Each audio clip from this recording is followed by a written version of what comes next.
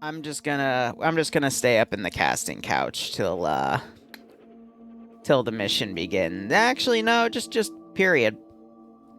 Just staying in there now. Because, good God, that channel is still cancer. Alright, let's see. 2 terminals in non-sequential order. OPFOR spawns down here. This might be a desert map. So, depending on the terrain, I might switch the music out for something homeworld. Probably the Keepers. Since this appears to have a lot of open area. And someone else just sent me their fucking... I'm not... Why? Why did 3 people just send me a fucking, like, I don't get it. I'm literally going to...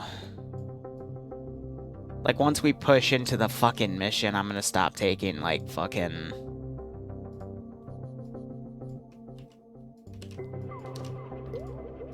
Ay. Welcome to my job.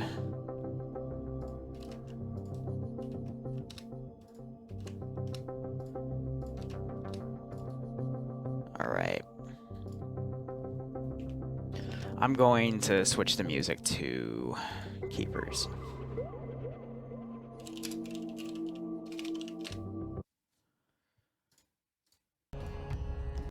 Alright.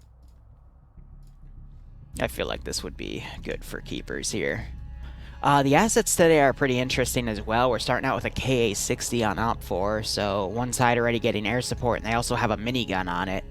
Usually for the KA-60, you would see the CSAT use them as their transport helicopter. It's called an Orca in vanilla. And it gets a rocket pod and that minigun forward-facing gun pod, but they're letting them keep the gun pod today, so I'll be curious to see how they use it. But the KA-60 is a little more armored than the Mi-24s, but it can still get, shot out.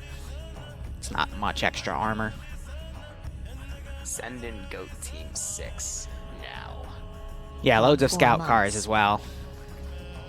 Barb still isn't back yet, but yeah, okay, so it is a deserty styled map. Barb will join us in a moment. Larry, thanks for the 4-month resub. I hope you keep enjoying the operations, both playing and watching. Hope you get a kick out of today's FNF, and I hope you're staying safe on COVID, man. Definitely. Oh my god, it's the fucking...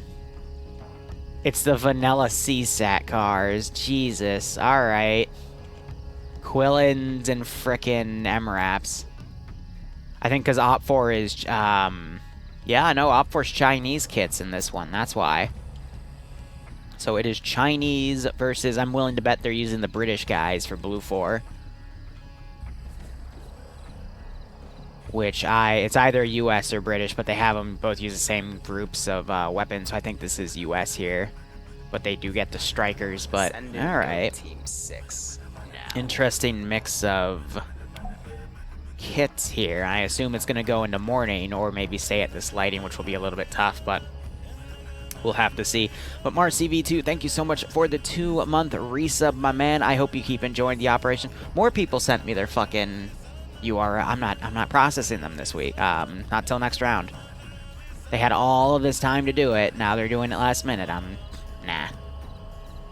Gonna wait. I like how early, but hey, look who it is. A little bit late.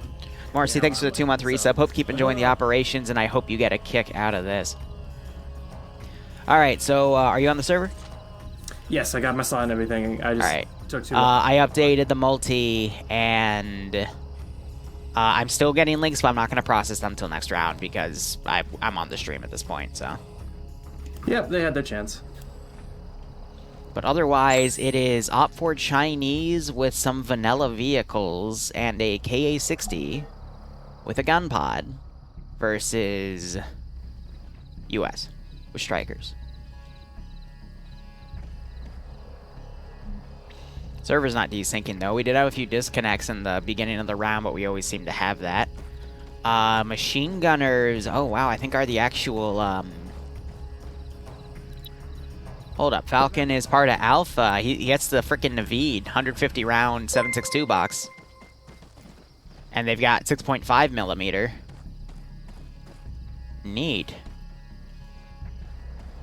What map is this? Takistan Mountains? No. Tora Bora. It's one of the new ones. Oh shit, good. Yeah, otherwise, most of the other guns and gear, it's either Russian or... No, actually, it's PLA, with just the 6.5 rifles from Vanilla. I'll be really curious to see how the MRAPs hold up against the Strykers, but this is pretty interesting, if you ask me. Yeah, I'm excited to see. I'm waiting for him to take it. PLA stuff. I'm still trying to get my shit fixed. All right, Logan, thanks for 200 bits. I hope you keep enjoying it. All the new units and skins and stuff that we have for templates. Good to have a fresh stuff going. Yeah. Now, with the mod update, I just know from working with PLA that some of the stuff in there is pretty janky, but I know if you just rely on the infantry kits and whatnot, it's perfectly fine. Otherwise, I'm seeing standard mirrors stuff here. I mean, so US is nothing special about them. It's still the Mark 19s for their marksman rifle, 5.56 base guns, 249 for the squad automatic weapon. Machine gun teams have the 240 Bravo, 2 Strykers in the back, and they might be Crow. Because I see the camera work in the front, so... Interesting on that regard. They've got a 50 cal Humvee, which you can snipe out, and then 2 240 Humvees, which you can also snipe out. They got the little recon car in the front, the quote-unquote scout car. And... The MRZR. Yeah, that's it. I know you don't remember names of anything. Yep. But, I mean, just BLUFOIR looks pretty standard. And then their MAT team weapon, looking at Charlie 2, they don't have... Oh, that's Platoon 2 HQ. Hold up. I actually don't see a Charlie 2. Alpha 2's at the bottom of the list. So oh, he's at the... Yeah, no, he's at the bottom. Okay, yeah. So he just merged with Charlie 1. That's why. So it's the Maz. CSAT... Okay, I'm going to call them that because they're all vanilla dudes. But Chinese, they've got... I saw an RPG-32, which is basically the Russian reloadable Carl Gustav copy, but it has half the range. It's only good to 500 meters, whereas the Carl Gustav can be accurate up to 1,000. The machine gun for the squad level is still the PKP, which only has 100 round boxes. So that's actually worse than the squad weapon, which is the Negev 150 round box 7.62. So that's kind of funny. Unless... Shut up. Like, unless they somehow made 200 round boxes on the PKPs, I just... No, I don't think so, but... Yeah, that's kind of funny. Gonna be, I know FNF does their own configs and everything, but it's gonna be interesting to see, as far as, like, damage models with the Negev versus the PKP, because it's vanilla versus RHS. I would assume, though, PLA unscripted some of the vanilla qualities to make them more balanced. But we'll have to see. Usually when it's vanilla versus RHS, you give it to vanilla. But at the same time, they had a modded Metis. Do you remember the round? It was round 3, like a month or... No, it was at least 2 months ago. On Viralati. Where they put like 3 Metis rounds into the vanilla BLUFOR NATO APC, the Namara or whatever. And it just would not fucking die. Which I thought was hilarious. So usually you give the ball to... Yeah. You give the ball to... I almost said CSAT again. Vanilla stuff, be it OPFOR or BLUFOR. But we'll have to see. The pilots with Red 4 are just walking around their helicopter saluting the Chinese... of course they are. On it. That's beautiful. But yeah, like you said with BLUFOR, it's going to be interesting to see like the Strykers and with Red 4, the objectives BLUFOR terminals. We'll get to those in a second. These aren't Fenix, are they? They're... I forget what these are called. I never played the vanilla Arma campaign. Abdaras and Fenix are the Striders from AAF. Ah, gotcha. So I don't recall the names. I'm just going to call them fucking MRAPs and Quillins, if you ask me, because that's what the vanilla designations are. That's pretty fair. Yeah, so pretty standard BLUFOR kit with some strikers, which yeah, we don't see too often, so that's gonna be fun to see. Better than the M113s in my opinion. And yeah, the guns are Crow. I just saw the gunner move it, and he's not turned out to use it, so that's actually really nasty. The camera system below the gun is what the Crow. The thing is, if that gets broken, though, they can still turn out and use the gun manually, so it doesn't always disable it. Yep. Oh, I didn't know that. Neat. And so we have 2 terminals to this one. Do you want to take one? I'll take the other. Yeah, all right, we'll start with Terminal 1 to the north. Terminal 2 already has some guys going towards it, but terminal site's real simple. Just to explain how it works is OPFOR has to get to the terminal, interact with it for it's just a touch. So scroll wheel option, hit the enter key, and then 90 seconds will count down. Everyone will see that 90-second timer. BLUFOR has within that 90 seconds to go back up to the terminal and stop the timer, but it only pauses it. It does not reset it. If the timer completely counts down, then the terminal will start beeping and explode via spawned-in GBU, and since the terminals don't have any damage detectors, they just disappear, but that counts as the objective being done. OPFOR has to get both of these terminals within 50 minutes after safe start ends, otherwise BLUFOR wins, and either side, of course, wins if they completely eliminate everyone from the other side. So, with that all said, Terminal 1 is far to the north on a bit of a side of the hill here, and the structures themselves are on the side of the hill as well. However, the terminal building is close to the top of the hill, and at that top, it's all open area, so a lot of different ways OPFOR can come into this AO. Plenty of roaming, I want to say hills, but some of them get as big as ridges if we want to be honest here. And with OPFOR's ability to maneuver around with the vehicles they have, they could quite possibly get around and attack this AO from decent angles. So it's going to be really tough for BLUFOR to watch that northeastern flank, but if they get a few angles on things, they should be able to prevent OPFOR from coming in through that open area.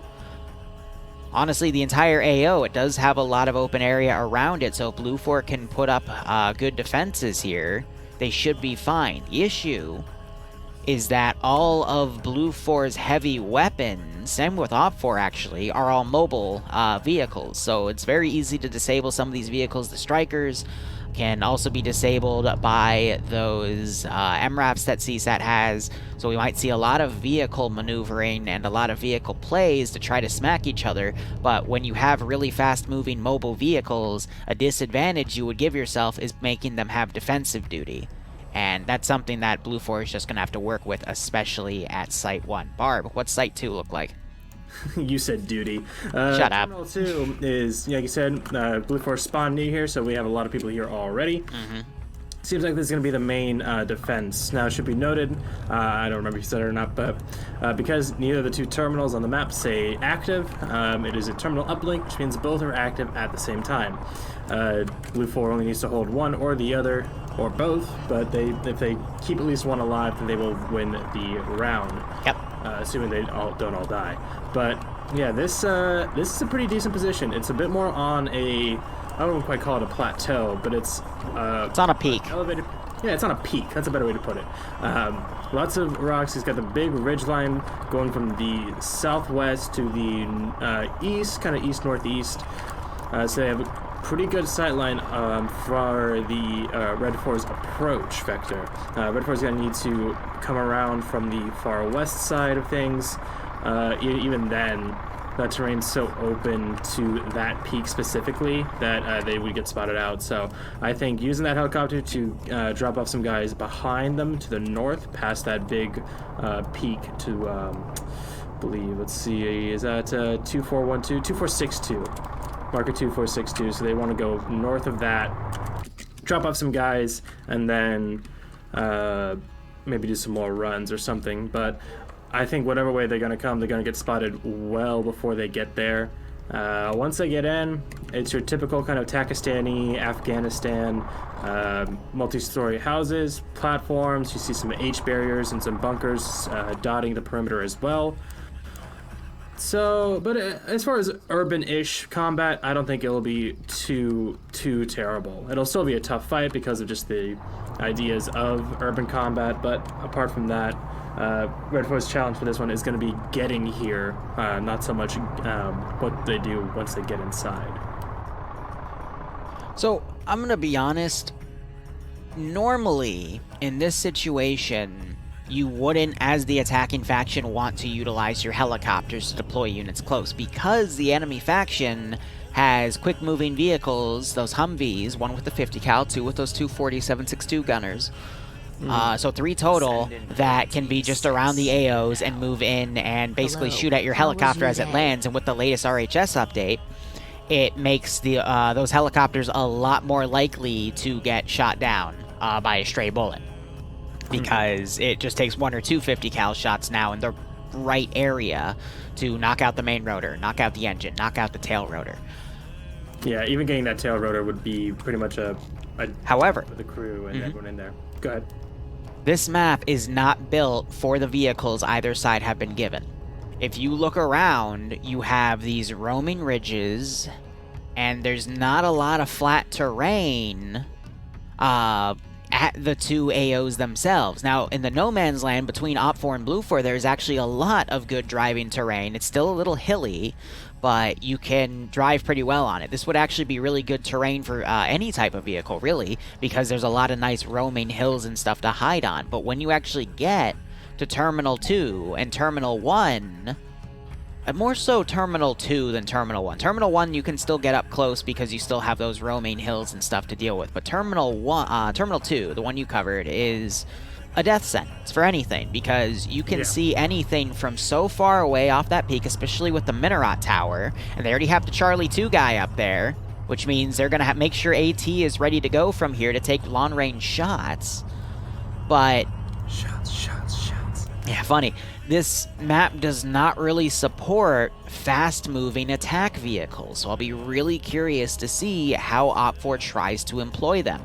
I think OPFOR might try to go for more long-range sniping style vehicles with the 2 MRAPs with the 50 cals on them, because those Vics are very nice. They're Crow systems themselves, and they have a little gunner seat in the back where it's literally just, point and click, and they can engage from really far because that weapon can be ranged up to like a click and a half. So I'd be willing to bet OPFOR is probably going to use those to just try to pick off BLUFOR players, and then use that route where they're picking off. Let's say OPFOR sets up their vehicles to the south and starts picking dudes off. That would buy OPFOR some time to either try to go down the ridge and then come up slowly as the vehicles suppress BLUFOR, or OPFOR can try a thunder run from the west. But either way, it's not really good terrain for OPFOR to maneuver in, especially since we're using enhanced movement rework, so people can't just mount and go up the side of the mountain, Yeah, and I think Bavarian, they're using a lot of. Thanks for the 42-month resub. It was great. Took my second to last final today. It was the last hard assignment. I've seen the helicopter kind of push out. Thanks so much. Hope you keep enjoying everything. The Red 4. Hope you stay safe on COVID. I'm not seeing. I don't know if anyone's in there or not. But I will say, BLUFOR is using a very interesting strategy with those strikers, because both of them are up by Terminal 1 with Alpha Squad. Maybe waiting to see a helicopter play and counter that, but the helicopter's going off map to the west, and probably going to go behind the Zavagkai Mountain to the northwest of Terminal 2, if I had to guess. But yeah, like you said, these ridges and Terminal 2's positioning, nothing is going to get near it without them seeing it, unless if they just don't have anyone watching. Maps like these, this one and Klafgan, really do test squad leaders and command's capability to read a map, because if they're not careful, they could drive right into a ridge without realizing it's a ridge. And that's a good point that I'm glad you brought up, Liru, because before the match started, and I'm getting word in my ear here that there are a number of players tonight that are fucking wasted. Yeah, I know. I was poked by Falcon about Finn is apparently super drunk, so... Iander told me as well, Finn is very much wasted. Scandi Recon is wasted. Classic. Straight from a bar, something with a student unit or something, which makes sense for the Finns. Their students would drink because they're Finnish. But yeah, it wasn't just Scandi, it's a bunch of people who are enjoying very much their Friday evening, so we'll see course. how that affects their tactics. We might have to dumb ourselves down a little bit. You can drink. I'm not, because I had to take an exam just before we started. So That's all the more reason to drink then. Here, I'll drink for you. of course. I love how we're watching these vehicles scale like 60 to 80 degree, and not 80, it's more around 60 to 65 degree ridges here, and the vehicles are totally fine because that's the power of vanilla vehicles. You say it's a 69-degree incline? Nice. That's such a fucking softball. And They're mountain goating, like you said, and helicopter is now way off map to the northwest. yeah, it's only got itself and the co-pilot in there. It doesn't have anything else. I don't see any troops deployed. I'm not sure if it was doing a feint or if it was just trying to do some sort of recon. Yeah, I feel like it was doing a feint. It would have gone by closer because the two guys to the west, Yeah. S3 and Olaf, they're very much just chilling, not very much concerned about that helicopter. So either they didn't hear it or they just don't care. And the Terminal 1 garrison guys are still just having a little camping trip with their portable M2 CROW systems. I think they're just setting up in case of a helicopter landing and they're gonna just do an ambush instead, but doesn't... It's so weird that they're like both over there on that ridge, so far away from Terminal 1. Like it's almost half a click away. Yeah, I don't know. Well, I mean, because that area above Terminal 1 is a kill zone as well, so maybe they're trying to catch OPFOR in a kill zone to then completely annihilate them with the two CROW systems on the Strykers. Because again, like the CSAT MRAPs with the 50 cal systems on them, they are pinpoint accurate up to about a click and a half, and they can just laser beam dudes without having to worry about any kickback from the gun, any muzzle flash. It's very nasty.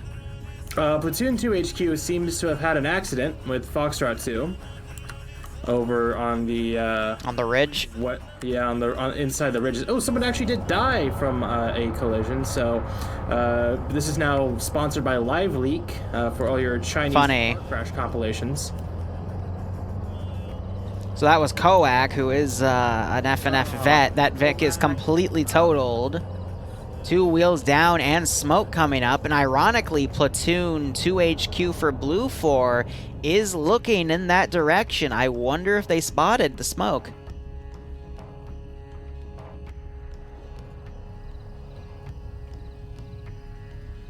Yeah, they haven't yet, but that smoke is visible. I'm wondering if someone might actually see it, because that would be a really... At this distance, I would be kind of surprised, but it's not the most not extravagant. I mean, Mike is a machine gunner in one of the weapons teams. He's just gone around now. It looks like they're actually changing up their bunker here. They got binos now looking in the direction of that smoke. I think BLUFOR has actually noticed. Yeah, they got people bipoding in that direction right now.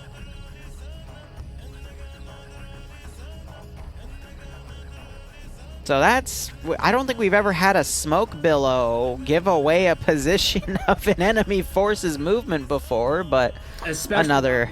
from a crash between two friendly elements. And the helicopter is also flying over there by that smoke billow, so if they're looking that direction, then they're going to spot the chopper as well.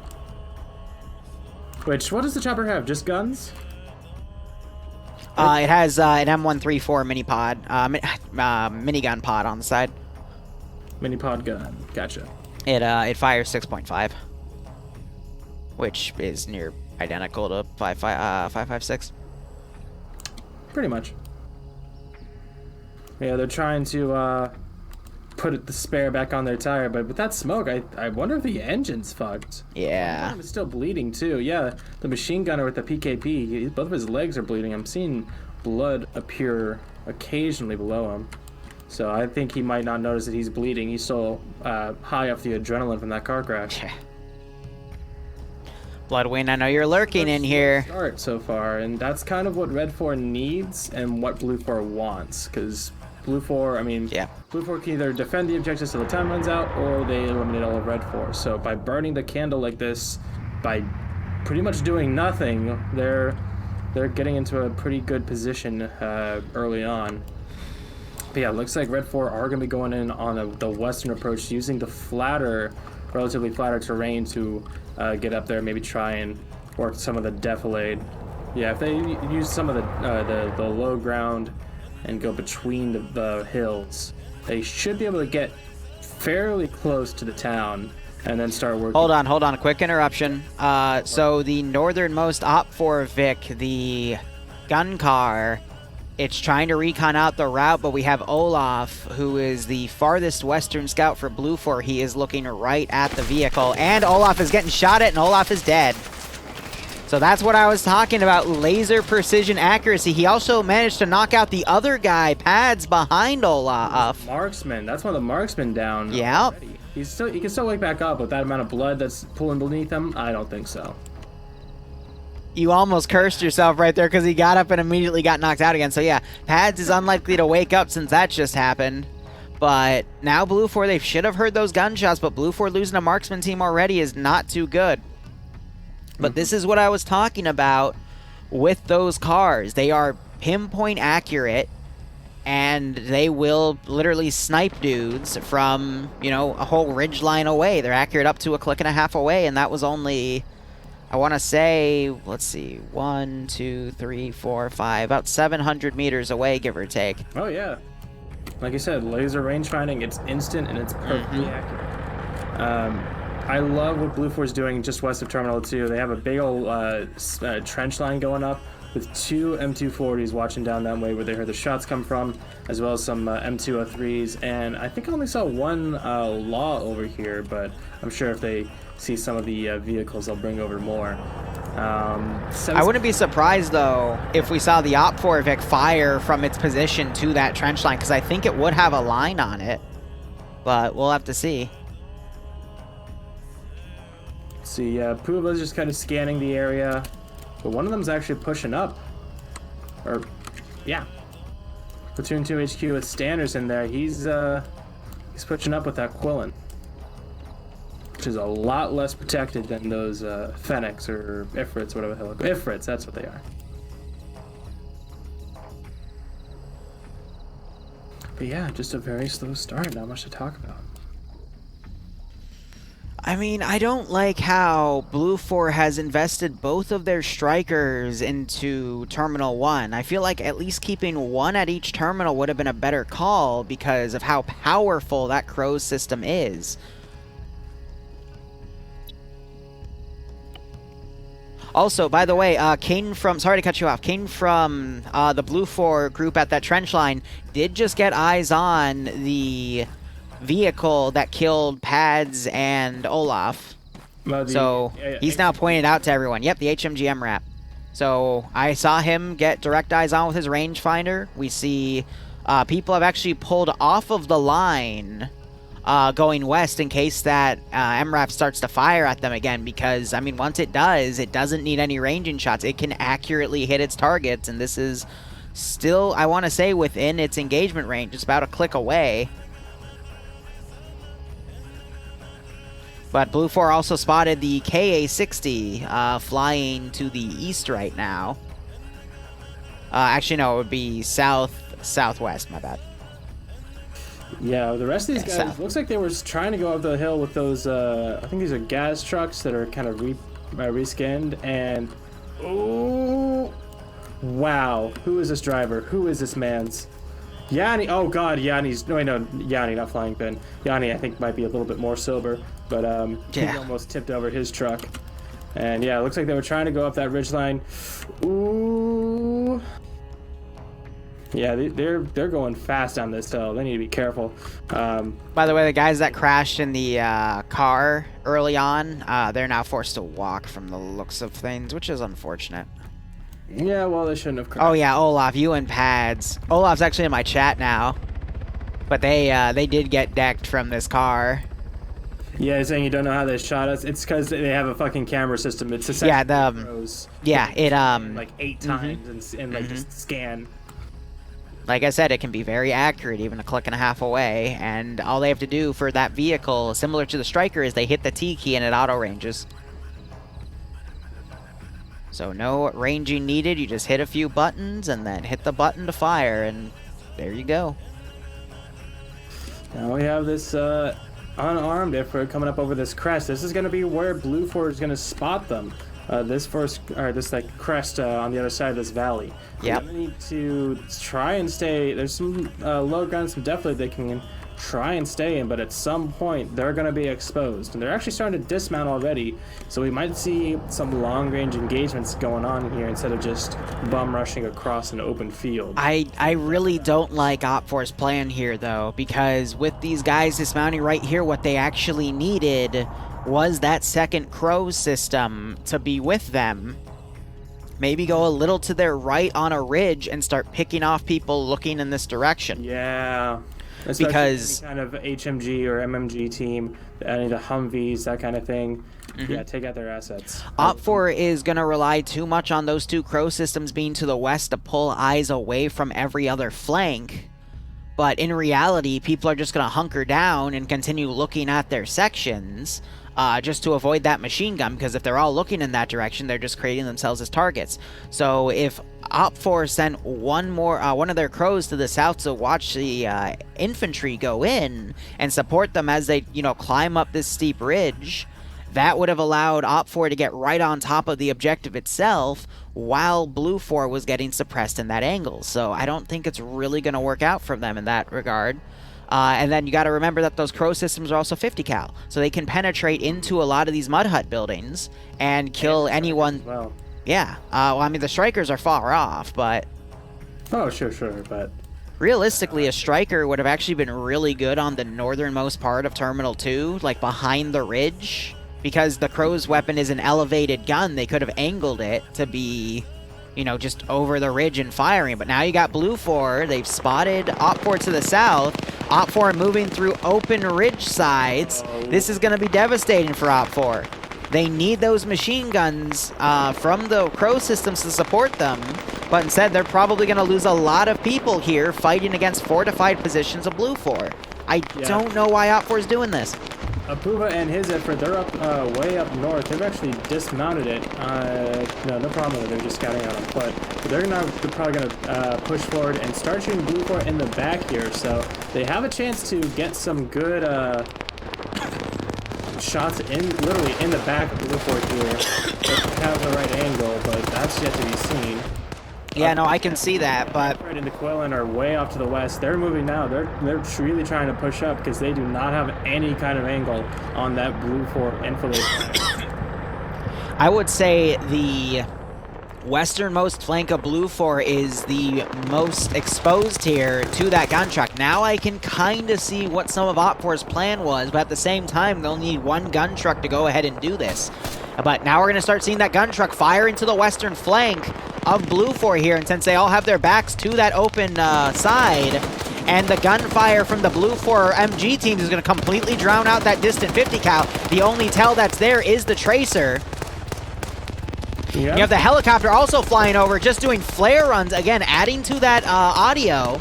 And now you've got the two machine guns firing. Where's that other that's a minigun, Quillen, just suppressing into that position as the cars are moving up. We have a car pushing up real close with Echo. I don't know why they're getting that close. That's a really bad idea. But now you're seeing that northwestern gun truck firing, but one of the M2 Humvees turned around and it's trying to strike at... Yeah, the M2 Humvee, like you said, it's caught onto it, but damage has been done on this trench line. I'm counting at least 4 bodies. Possibly some more injured, definitely some more injured. So it's done some work, and given the Red 4 charge here some breathing room, but they need to make use of it now before they can reorganize and get some more fire going down. Oh, man. Yeah, so now the close-up MRAP, it just shredded a dude. There are 1, 2, 3, 4, 5, 6 bodies. Actually, one of them just woke up. 5 dead bodies here, and we're still seeing fire coming in. OPFOR, though, they have taken some casualties on this ridgeline, though. It's costly. I still think if they had the Quillen here instead of that M2 CROW system, or technically be a 12.7, just on the side of the infantry pushing in, that would have been a lot better. But we already have someone, Yanni Finn. I'm not sure which Finn is drunk. It might be Yanni, though. He's already up on this position. He might pull some Audrey Hotto level maneuvers here. Or as a team leader, I would really hope not, but I think it's flying Finn. But They're drunk though. They don't. They're both finished. Alcohol with it doesn't really register at that point. But OPFOR, BLUFOR is being forced to pull back. We just saw someone get shot in the back of the head as they tried to pull back from that western position. We got some of Echo infantry coming up. I mean, even though BLUFOR had the opening engagement on the infantry coming over that southern ridge, those gun cars... Yanni is sober, so he might be able to make a good play. It's just Fenn that's wasting. Okay, gotcha. Drank for the both of them. That's what happened. Yeah. I honestly think not having those strikers in this AO have really cost BLUFOR here. We see those strikers actually coming back as well, because this is turning into a BLUFOR all eggs in one basket strategy, but those strikers not being on position to take out the gun cars as they moved in really exposed BLUFOR here just to get fucked like we're seeing now. Go ahead. So 20 meters to the He's down. north of Yanni is Skip. Who Red 4 has 6.5 guns, yes. With the 203 on those rocks. So if he realizes what's happening, he might... he's already poked his head over, but didn't spot Yanni. Yanni's threw some grenades that way into the buildings and drew some attention to himself, but this could be over before it even started for Yanni. As far as an Audrey Hotto moment. The rest of them, we're seeing people... Look at all these skulls. They might be withdrawing from this area, actually. No, now they're dismounting again. So And then compared to OPFOR skulls, we only have about like 5 to 10 right now. Torn apart here. They're kind of reorganizing and getting people back on the front on the ridge line. But apart from that, it's like it looks like there's less people here than I remember. Oh, just look at the skull count on the left roster sheet. BLUFOR has about double the skulls as OPFOR, and not double, but close to it. It's still a good amount, and yeah, that's definitely going to be credit to those Ifrits with the HMGs. That's what they're called, Infrits. That's not what they're called. They're called Ifrits, not Infrits. Shut up. You fucking inbred monstrosity.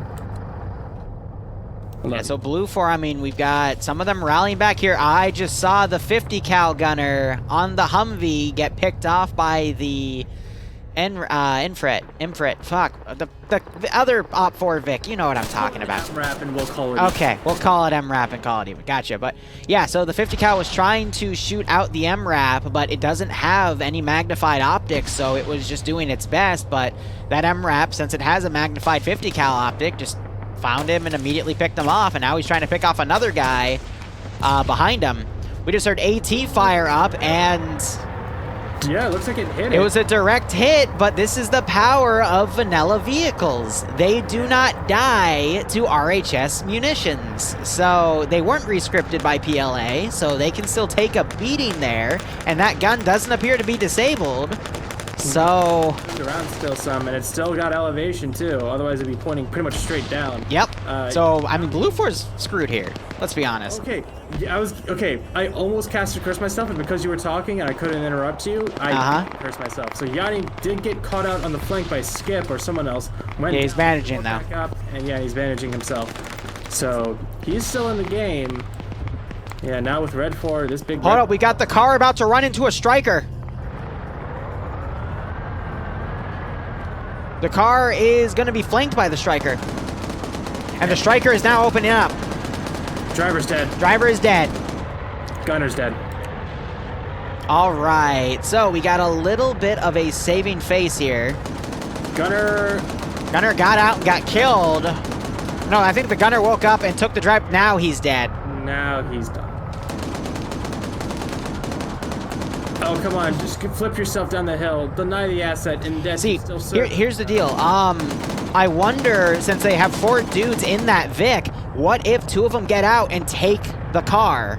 If BLUFOR can start mobilizing, taking CSAT, I'm going to call them CSAT because they're using the Vics. If they can take OPFOR's gun car and now have 3 CROW systems and utilize this far range with the Ridge, they could turn it around because they still have Terminal 1. They just have to send one of the Vics back, probably the stolen gun car, and then use the 2 Strykers, because they're slower, to pick off OPFOR as they mobilize around. You could still see BLUFOR turn this around if they utilize their assets effectively, but it's unlikely. Yeah, at this point, with where the terminal is, Red 4 does know they do have an exact point of the terminal. So they're surrounding the building. Only a small handful of BLUFOR are left to defend it. The rest of them are the command elements, and the Strykers, yeah, going to be a day late and $1 short as far as defending this up this terminal goes, I think. And actually, yeah, both of them have pulled from Terminal 2 to Terminal 1. This is a very weird play to make now. It feels like they weren't sure if Red 4 was really committing to Terminal 2, if they were faint and then have a Terminal 1, but no, they just went all in on Terminal 2, and that's actually disjointed the BLUFOR defending forces. I just watched a BLUFOR guy, Bedovic, try to take out an OPFOR guy around a corner, and then Nimia on OPFOR just picked her head up and just one-tapped him in the face. God damn. Bless you, Nim. God bless. And now on the terminal itself, we're seeing the classic femur breaker maneuver with 2 Marines inside. They got their legs sticking up in the air. Guy with the Carl Gustav is trying to poke his head up, but yeah, they just need to stick back here and... Ooh, good shot. Link car going down. We've got Ghoster jumping up and down like he just doesn't care. He might now try to breach. And Ghoster gets the headshot because the other guy ran out of ammo. Attack has started. BLUFOR, they have their units deploying from the Stryker crews, but I don't think it's going to be in time. All OPFOR now has to do, even though they don't realize it yet, is just get the helicopter to go land at the other terminal, and they've got it. But I think they're going to play this a lot more cautiously, thinking there is a garrison group at the other terminal, because if I was in command and I watched all this happen, I would think BLUFOR split their group 50-50. Because of how easily OPFOR steamrolled this.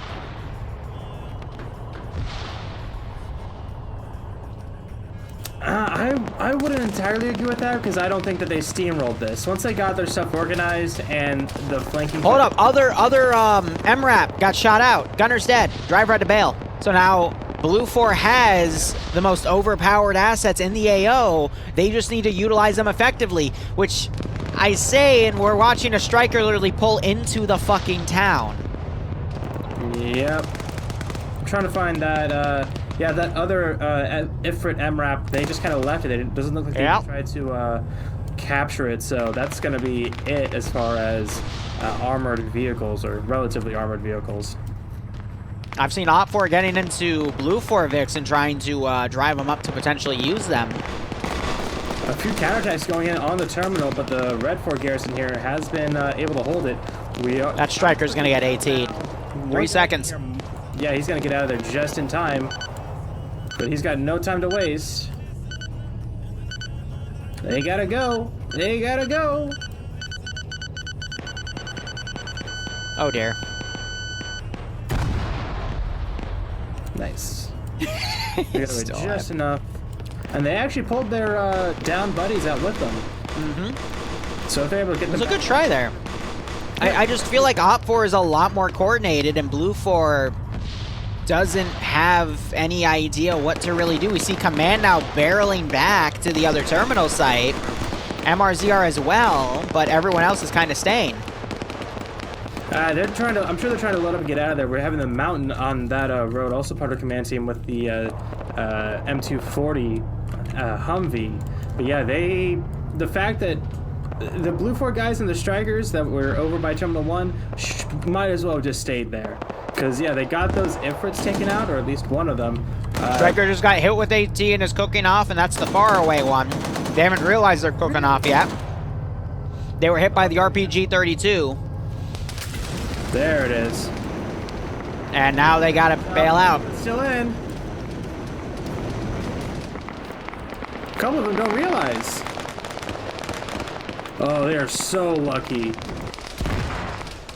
They are so lucky that took so long to cook off. That was like 10 seconds. Yeah, I don't think that BLUFOR has anywhere near the number of defenders that they're going to need to do a defensive Terminal 1. Terminal 2 was really their they needed to be their Alamo because of the positioning, and they had a decent chance, but they weren't really watching the flanks. The Ifrit was able to go on top of a hilltop and get some key shots on the trench line to the west of the objective itself, which freed up the approach for the rest of the force to come from the south. So it was a good play from Red 4. Okay idea from Blue 4, but I mean, how many times have we seen a force split gone wrong, you know? I could see, since there's 23 minutes remaining in the round, I could see BLUFOR still setting up vehicles outside that AO, putting an internal force to garrison, but then utilizing the one striker they have remaining to pick things off if OPFOR does another lawn deployment play and BLUFOR has a good position on them. I could still see this going either way, but BLUFOR is definitely going to have to work for it. There's like less than a dozen BLUFOR guys left, and half of them are still by Terminal 2. Like I said, I could still see BLUFOR with just a few guys guarding Terminal 1, and then the rest doing outbound stuff. Like, let me look. I could see them putting the Striker probably to the northeast, or the hilltop to the southwest, and hiding it in a valley, because they did dig a trench up there. I could still see the Striker being used to make long-range shots as long as they've got people looking for it and trying to go mobile when they can. I could see some of the BLUFOR guys still in the town getting the jump on some of these OPFOR guys and getting multi-kills. There's still a lot of things that could happen, and I'm not trying to be optimistic. I'm literally saying because ever since the Adriano incident, you never know what the fuck's gonna happen till it's over. But it is in OPFOR's ballpark right now. They have the advantage clearly. At least double the manpower right now, if not triple. It's just I'm not sure if they'll take their one MRAP, which had the gunner get shot out. I'm not sure if it's still usable, but I could still see BLUFOR potentially forming a stand here, but they're going to have to take out the helicopter, and they're going to have to be really mindful on how they set up. But OPFOR, we've got 20 minutes remaining, give or take, till the round ends. Anything could still happen. Well, now that Red 4 is finding the BLUFOR trucks, they're starting to get mobilized. They've taken a Humvee as well, and might be trying to repair their... Nelson on 2 kills. Frit. But... Send in go. I would agree with you if BLUFOR had 50% more people, but because they have... Nelson just get picked off? People, yeah. 4 people at the terminal right now. The Strikers coming in with, I think, 2 people. That 5-man team and the other Striker, they're starting to make their way back. They gotta walk a good 2 clicks. So I don't think that they're going, unless they like stage an ambush halfway along the way for Red 4 to delay them. I don't see how they're gonna fit in the picture at all. And yeah, and then there's one more guy, Flux, who's still in the town. Yeah, there was also Nelson, but Naps ran up behind him and shot him dead. Yeah, so I applaud your optimism. It's a trait I wish more people had. Flux is going to get on the 3rd story. He is going to pick off Ghoster and Wiki, 2 really good players in FNF, but Flux is going to do it. He's going to do it with his 5.56. He's going to look out the window and he's going to shoot someone in the face. Come on. They're right behind it. They're right next to him. He's gonna sense them. Please, Flux, do something. Come on. Do something. Just I'm like trying. That one meme with the poking him with the stick, right? Yeah, Polio said, "Come on, do something." Fuck, we need to make a meme where we're just like poking the FNF symbol and just, oh wait, no, he shot someone. He's shooting people. Oh, yay! He got one. Did he? One, everyone. Yeah, the guy with the 249, his corpse is now going cold. He did get a kill. Yay! Flux did a thing. All right, Flux, now do that 19 more times. Oh, shit. Okay, 18 more times. That was the Carl Gustav. No, Flux, no! No! Gotta watch the flanks. Keep your head in the swivel, buddy. You don't keep your eyes open, you're gonna Fergie got him. Fucking head. Night City takes no prisoners, and he's not gonna wake the fuck up like a samurai would.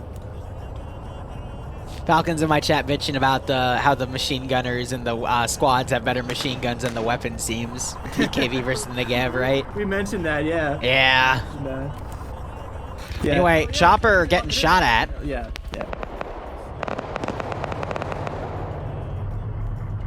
So let's see, BLUFOR was able to salvage the 240 car, which they could use to try to hunt that Vic. They also have the Striker, and I think they're going to try to deploy it on the western ridge. Or they might send it to try to pick up the infantry. But the infantry, let's see if they check this MRAP. Let's see if they actually take it. Please take the MRAP. Yes, they found it. If they take it and they're able to harass some of the OPFOR guys as they're doing transport, that could be a game changer. Come on, please. He's very suspicious of the situation, but apart from it's just an MRAP. It looks like it's fine and should be takeable. Come on. Yes. I need to see movement on that gun. I saw it move a little bit. Hey, yeah! BLUFOR can still do it!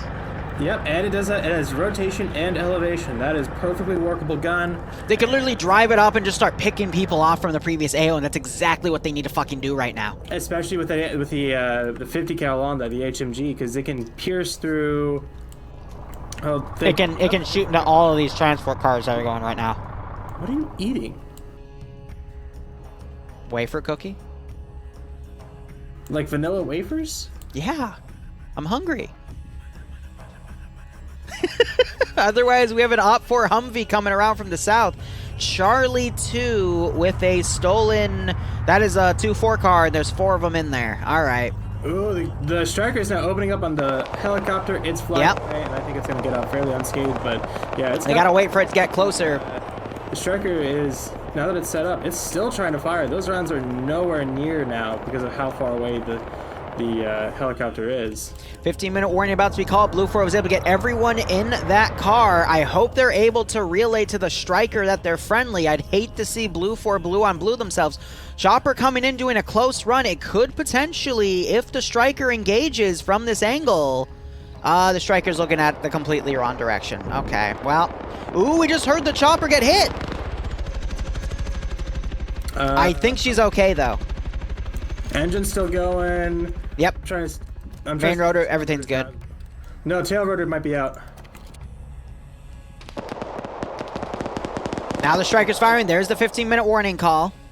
Yeah, everything's good, and I think someone just got damaged, but it looks like main rotor, tail rotor, engine are all good. And now here comes this massive OPFOR convoy, but if the captured MRAP and the Striker get in good positions, they could completely ambush the convoy since they seem to be following the MSR. Yeah, and that's what I wanted them to see, because that's what I wanted to see them do, I should say, because, well, I mean, now that they've just run back to Terminal 1, so they're regrouping.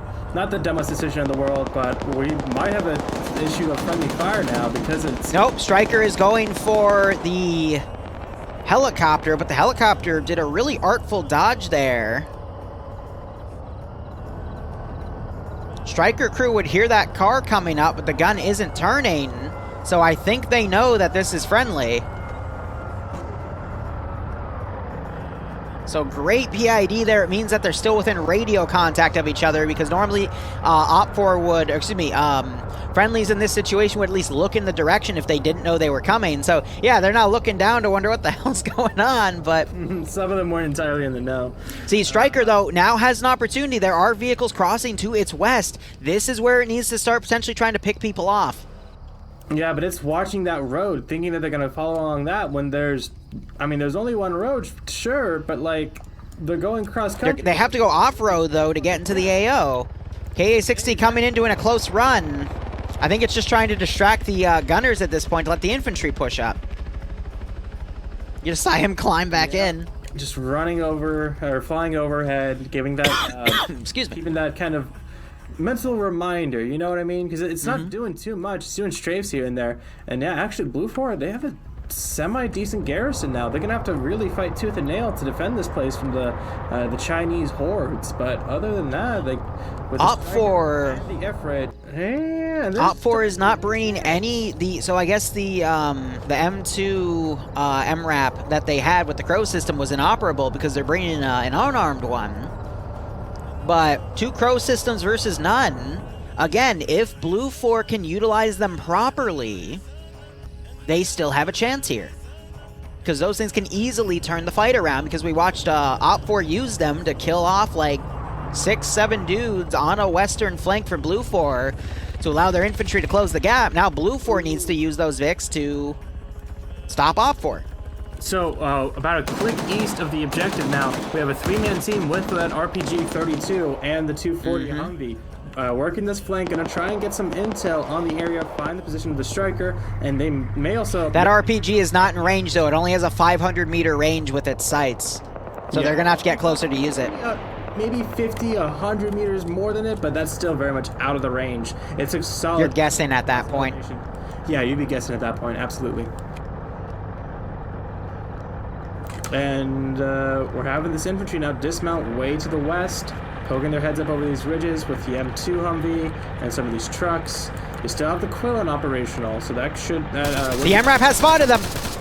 No way! How? It was looking in that direction, just combing the ridge, and then it spotted one of them and just picked them off. And again, all they have to do, hit the T key, immediately ranges, and then they just pull the trigger. And there's the double tap on that guy. Humvee now pushed around, but it can penetrate. Man. Yeah! They're gonna try and they pulled the Vic up! They're trying to shield him, but no, the dude's dead. No, he's dead. And there was another headshot right there. Ugh. So like I said, if BLUFOR can utilize their M2 CROW systems to the best of their ability, they can still turn this around completely. Yeah, and that's why it's so important to stay shielded from this town as much as possible. The approach to the main red... 10.5 minutes remaining. There's a lot of ridges that would expose them. Maybe not so much to the Ifrit, but to the Striker. Humvee just got smoked from the eastern group, so they're gonna, with only 10 minutes remaining, they're gonna have to try to find a way to walk in here, but with those high ridges, I don't think they're gonna be useful anymore this operation with the 10 minutes remaining. So we also have command on a ridge back here with a 240. He's looking out in directions. If he spots OPFOR's advance from the direct west, and then radios to the Striker on how to counter it, I think BLUFOR will win. They just have to hold for 10 minutes now. As long as they can do that, they will win. Lord. Yeah, the way that BLUFOR's been handling this, going for regroups and managing to dissuade that flanking team to the east, they've now inadvertently concentrated the front to the west pretty much exclusively, and that's definitely a big thing. We're also having one of the transport trucks running right up on top of the Striker. Now that is one of the BLUFOR. That's deep rip from TSB, but we also have the MRAP coming in as well to support. What is going on? Now there's friendly fire. Now OPFOR's giving their position away. There's a truck charging, but this MRAP's gonna push right into that territory. It's going on the chase, yeah. No, they just bailed a dude out. I don't know why. Using Red 4 vehicles. Yeah, I don't know what's up with the turret. The gun is either destroyed when they did that friendly fire because they drove right into the fire of the CROW, and I saw shots go in. I think they might have just fucked their own... Oh, my God. Friendly fire is anything but. Now you got the Striker firing at the truck. It made the worst turn possible and exposed its crew cabin to hostile fire. Oh, and all the personnel in the back. I'm seeing 3, 4 guys down. I think maybe all 5 in the back are down. It's still going for the fucking, busting down the door. Now there's still a big chunk of people in there. You're going to start seeing a mass dismount. 2 of them got out, but then you're running right into where the Striker is firing from. BLUFOR doing their best to hold. They just made a 1-to-1 trade. We have 9.5 minutes remaining. More vehicles are attempting the Thunder run. The BLUFOR gun is still fine on that car. I just saw it move. Oh, God. The Red 4 truck just went flying. And so yes, it did. All cover. It took out 2 Red 4 guys as well. Oof. And yeah, and they're getting picked off by the Striker. OPFOR did another dismount with that armored car. The MRAP, they're not pushing in, firing GLs where they can. This is going to be close. Strykers now pulling in as well. Bravo 2 pulling in near that MRZR. There's a lot of smoke near the bottom of the hill, which may actually conceal the town from the Stryker. So yeah, now the Stryker is pushing up that Ifrit in the Yep, it is engaging people on the southern side, trying to pick dudes off. Ooh. Oh, did you just see that double kill on those two OPFOR guys when they crossed? Mountain is dead. He was on the 240, picked off by some of the remaining, the one remaining Bravo 1 guy from the truck, Andersman. He is streaming. And we have just 3 OPFOR, 4 OPFOR, 5 OPFOR. Jesus. We can count. 5 OPFOR guys remain in the town. BLUFOR still has the advantage here. What do we have as far as time? Looks like about 7 minutes left. So there's still some time for stuff to happen. That Charlie 2 team that was on the hill with the Humvee, they're now pushing down on foot. And nothing's really looking their way. With BLUFOR now in the town. BLUFOR just combed 2 of the OPFOR guys on the outside with that Stryker. You got the armed Quillen charging in. They're dismounting. Stryker hasn't noticed, though. And you have the other armed Quillen that's BLUFOR took coming in. It's drawing fire of OPFOR. And then you got that 3-man Charlie 2 team also coming in. They're a few minutes away. This could go either way. It's literally just going to come down to the PvP at this point. BLUFOR and OPFOR even in the town. They're actually dismounting from the Quillen. Yeah, because I'm pretty sure that the rotation on the turret's fucked. They might try and get a combat engineer to fix it, but they may not have. It's not worth it at this point. OPFOR didn't notice BLUFOR moving into that area. BLUFOR doesn't know. Great grenade just got thrown right in front of a BLUFOR guy. Didn't knock him out, though. They killed, wow, both OPFOR guys went down on that vector. We still have Twigkin in here. But with that... To the side, trying to bandage. And, so now he's going to be on his lonesome. More fire coming from the buildings. 6 minutes. If that Stryker can keep going around and taking OPFOR out, BLUFOR does have a chance. However, that Charlie 2 team is now going to be in range with that RPG-32 to take out that Stryker, and it will be a one-hit wonder.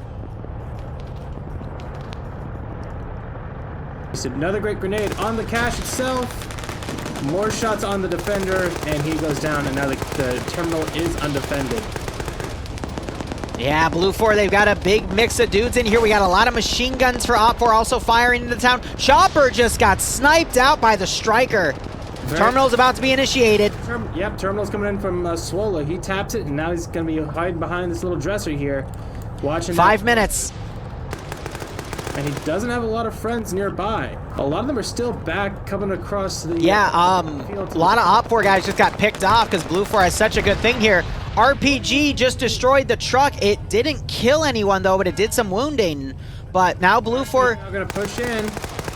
Yeah, let's see if he can get the kill. Ooh. And they trade. Second guy's going to be able to run in, though. Double taps, and he's going to be able to stop the terminal. 56 seconds remaining.